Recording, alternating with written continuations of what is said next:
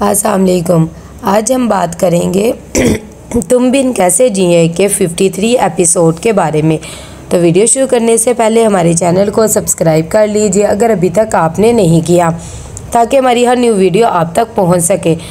यहाँ पर जैसे ही ये बात पता लगती है कि अभी तक मिरहा नहीं आई है, फ़रीदा बहुत ज़्यादा परेशान हो जाती है और कहती है कि उसका पता करो कि इतनी देर में अहमद साहब आते हैं। फ़रीदा से कहती है कि बेटी को आपने यूनिवर्सिटी जाने की इजाज़त तो दे दी, अब पता भी कर लें कि वो अभी तक क्यों नहीं आई है। दूसरी तरफ मिरहा बहुत ज़्यादा परेशान होती है क्योंकि आज उसकी एक एक्स्ट्रा क्लास होती है। वो कहती है कि अम्मी को भी नहीं बता सकती, मेरा फ़ोन भी डेड हो गया है।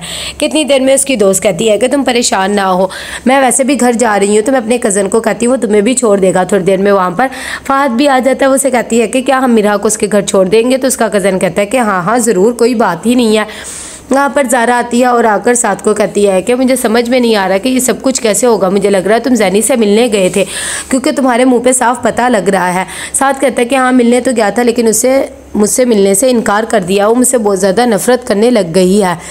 इतनी देर में फ़रीदा जैसे ही देखती है मिरहा को कि वो इतनी बड़ी गाड़ी में आई है तो वह हैरान हो जाती है। मिरहा कहती है कि मैं अपनी दोस्त के साथ आई हूँ। साथ ही उसकी दोस्त भी बताती है कि आज हमारी एक एक्स्ट्रा क्लास थी, इसीलिए बस लेट हो गए। यहाँ पर अंदर आती है तो फ़रीदा कहती है कि तुमने तो बहुत ऊंचे ऊंचे लोगों से दोस्ती कर लिया। मिरहा कहती है कि हाँ बस मेरी ये दोस्त ही थी, इसमें ऐसी भी क्या बात आ गई है। फ़रीदा कहती है कि बस मैं तो वैसे ही पूछ रही थी, और कहती है कि अपने अब्बू को फ़ोन करके बता दो, वो परेशान हो रहे होंगे, तो मैं ढूंढने के लिए निकले हैं। मेरा कहती है कि मेरा फ़ोन तो डेड हो गया है, मैं आपके फ़ोन से उन्हें बता देती हूँ, और ये सदफ़ की मंगनी का कार्ड है, ये भी आप देख लीजिएगा। यहाँ पर जब मंगनी का फंक्शन ख़त्म हो जाता है तो माहीन बहुत ज़्यादा उसामा पर बोलती है और कहती है कि तुम्हारी अम्मी की वजह से मेरे घर वाले नहीं आ सके हैं। उसामा कहते हैं कि ये क्या बात हो गई, मैंने तो इसीलिए लोगों से भी झूठ बोला था कि तुम्हारे अब्बू की तबीयत ठीक नहीं है, कि शायद वो लोग आना ही नहीं चाहते थे। तुम ये सब कुछ क्या कह रहे हो? माहीन कहती है कि तुम्हारी अम्मी ने कहा कि तुम्हारी बहन ने ये सब कुछ किया, इसीलिए उन्होंने मुझे मना करवा दिया था कि तुम्हारे घर में से कोई भी ना आए। जब उसामा को ये बात पता लगती तो वह हैरान हो जाता है और कहता है कि अम्मी ऐसा कैसे कर सकती हैं? तुम खैर परेशान ना हो, मैं अभी अम्मी से बात करके आता हूँ। दूसरी तरफ सरवत भी बहुत ज़्यादा परेशान होती है। आकर मंजूर साहब को कहती है कि आखिर कब तक हम इस तरह दुनिया वालों से मुँह छुपाते रहेंगे? क्या वक्त आने पे आप इन दोनों को माफ़ कर देंगे? मंजूर साहब कहते हैं कि यही दुनिया का दस्तूर है और जैसे चल रहा है फ़िलहाल तुम चलने दो और परेशान होने की ज़रूरत नहीं। उसामा अपनी अम्मी के पास आता है और आकर कहता है कि आपने माहीन के अम्मी अब्बू को मना क्यों किया था फंक्शन में आने से? ये अच्छी बात तो नहीं है, और माहीन को पता है ना इस बात से कितना ज़्यादा गुस्सा आया हुआ है, आप ऐसे क्यों करती है? उसकी अम्मी कहती है कि उसकी बहनों ने जो हरकतें करी हैं ना, मैं नहीं चाहती कि लोगों को ये सब कुछ पता लगे, बस इसलिए मैंने मना कर दिया था। यहाँ पर जमीला की दोस्त उसे आकर कहती है कि अदनान का कोई अता पता भी है या नहीं है? 1 महीना हो गया वो आ ही नहीं रहा है।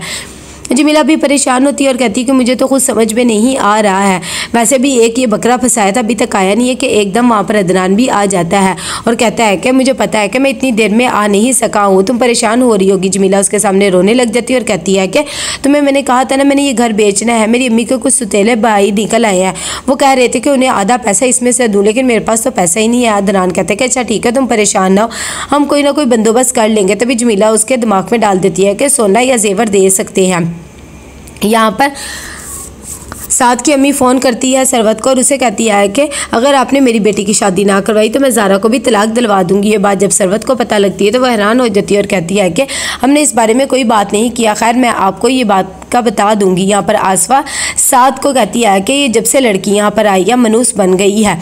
कि इतनी देर में डोली भी आ जाती है और कहती है कि इसने तो मेरी खुशियाँ ही छीन के रख ली है, वैसे भी मैं तो इसे चाहती ही नहीं हूँ, अपना घर भी बर्बाद किया और मेरा भी बर्बाद कर रही है। ये बातें सुनकर ज़ारा कहती है कि मेरे ख्याल से मुझे यहाँ से चले ही जाना चाहिए, लेकिन साथ कहता है कि तुम यहाँ से कहीं भी नहीं जाओगे। उसकी अम्मी कहती है कि तुम अभी भी इसका साथ दे रहे हो, लोग सही कहते थे, उस घर में भी ये देखो बदनामी का घर करके आई है और अब हमारे घर में भी शुरू हो गई है। साथ को इन बातों से बहुत ज़्यादा गुस्सा आता है और वो अपनी अम्मी को कहता है कि अगर ज़ारा इस घर से जाएगी तो मैं भी ये घर छोड़कर चला जाऊँगा। खैर बाद में उसे बहुत ज़्यादा दुख होता है। वह ज़ारा के पास आता है और आकर कहता है कि प्लीज़ मुझे माफ़ कर दो, लेकिन ज़ारा कहती है कि इसमें तुम्हारा कोई कसूर नहीं है। दूसरी तरफ अली फैसला लेता है कि वो डोली से शादी नहीं करेगा बल्कि उसको आज़ाद कर देगा, और वो बात अपनी अम्मी को भी बता देता है। उसकी अम्मी कहती है कि ये तो कोई फ़ैसला ना हुआ, इसमें डोली का कोई कसूर नहीं है और वैसे भी तुम्हें परेशान होने की ज़रूरत नहीं है।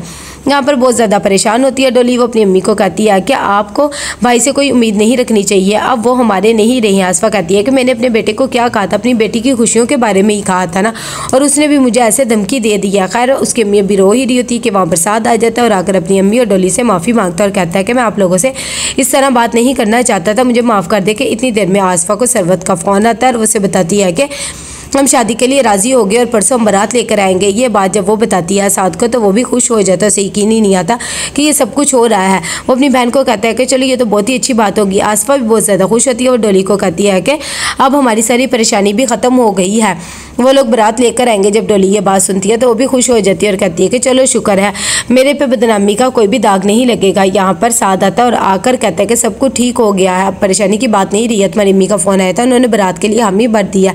जब ज़ारा ये बात सुनती है तो उसे भी बहुत ज़्यादा हैरानगी होती है कि इन्होंने शादी के लिए हाँ कर दिया। दूसरी तरफ साद फिर से ज़ारा के पास आता है और उसे आके कहता है कि हमारे बीच में जो कुछ हुआ हम उसे भूल कर एक अच्छे दोस्तों की तरह नहीं रह सकते, पहले भी तो हम अच्छे दोस्त ही थे ना।